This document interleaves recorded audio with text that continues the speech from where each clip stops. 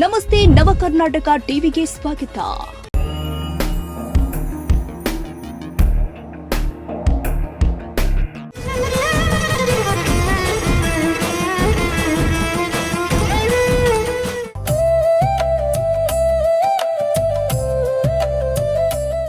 ಶ್ರೀ ಕನ್ನಡಾಂಬೆಯ ಉದರದಲ್ಲಿ ಹುದುಗಿರುವ ಪುಣ್ಯಭೂಮಿ ಹಿರೇಗೊಂಟನೂರು ಚಿತ್ರದುರ್ಗ ಜಿಲ್ಲೆಯ ಭೂಭಾಗ ಗ್ರಾಮದ ಋತ್ ಕಮಲ್ದಂತಿರುವ ಸಿರಿದೇವಿ ದ್ಯಾಮಲಾಂಬೆಗೆ ಜಾತ್ಯತೀತ ಭಕ್ತರ ಸಂಖ್ಯೆ ಅಪಾರ.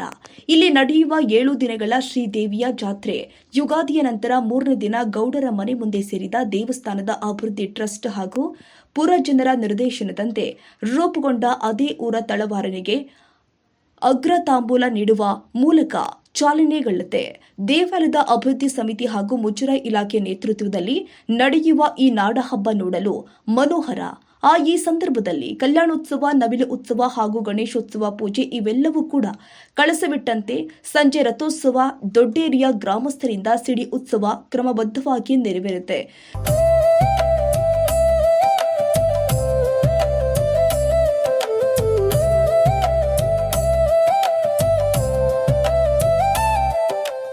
ಜಿ ಹನುಮಂತಪ್ಪನವರ ನಿರ್ದೇಶನದಂತೆ ಆರಂಭಗೊಂಡ ಶ್ರೀದೇವಿಯ ಹೂವಿನ ಪಲ್ಲಕ್ಕಿಯ ಉತ್ಸವ ತುಂಬಾ ಮನೋಹರವಾಗಿರುತ್ತೆ.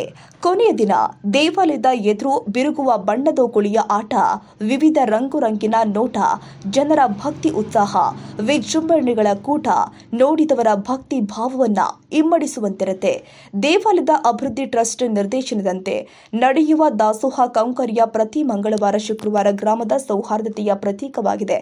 ಇದಕ್ಕೆ ಪೂರಕವಾಗಿ ಒಂದು ವಾಹನ ಕೂಡ ಚಾಲನೆಯಲ್ಲಿ ಇದೆ. ಶ್ರೀದೇವಿಯು ವೀರಭದ್ರೇಶ್ವರ ದೇವಸ್ಥಾನದಲ್ಲಿ ನೆಲೆಸಿರುವುದರಿಂದಲೂ ಬೇಡಿದ ತನ್ನ ಭಕ್ತರಿಗೆ ಬೇಡಿದನ್ನೇ ಕೊಡುವ ಮಹತ್ವ ಹೊಂದಿರುವುದರಿಂದಲೂ ಇಂತಹ ಮಹಾತ್ಮರು ವೀರಶೈವ ಧರ್ಮದಲ್ಲಿ ಶಿವ ಪಾರ್ವತಿಯ ಅಂಶವನ್ನೇ ಕಾಣುವ ಸಂಪ್ರದಾಯ ಇರುವುದರಿಂದಲೂ ದೇವಿಯನ್ನ ಸಾಕ್ಷಾತ್ ಪಾರ್ವತಿ ದೇವಿಯೇ ಇರಬಹುದು.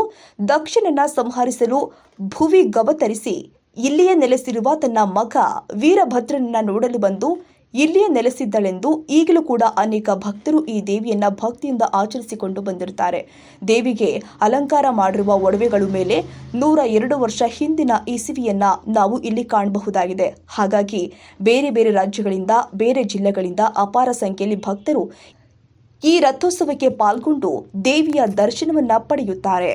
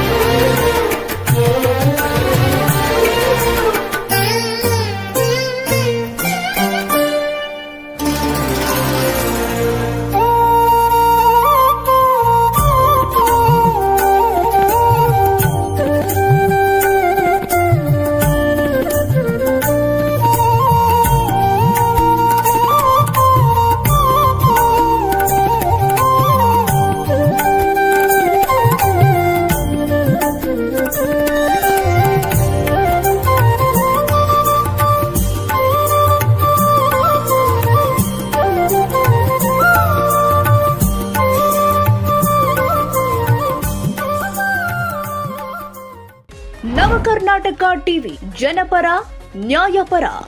ನೀವಿನ್ನ ನಮ್ಮ ಚಾನೆಲ್ ಸಬ್ಸ್ಕ್ರೈಬ್ ಮಾಡಿಲ್ಲ ಅಂದ್ರೆ ಈ ಕೂಡಲೇ ಲೈಕ್ ಮಾಡಿ, ಶೇರ್ ಮಾಡಿ, ಸಬ್ಸ್ಕ್ರೈಬ್ ಮಾಡಿ, ತಪ್ಪದೆ ಬೆಲ್ ಐಕಾನ್ ಕ್ಲಿಕ್ ಮಾಡಿ.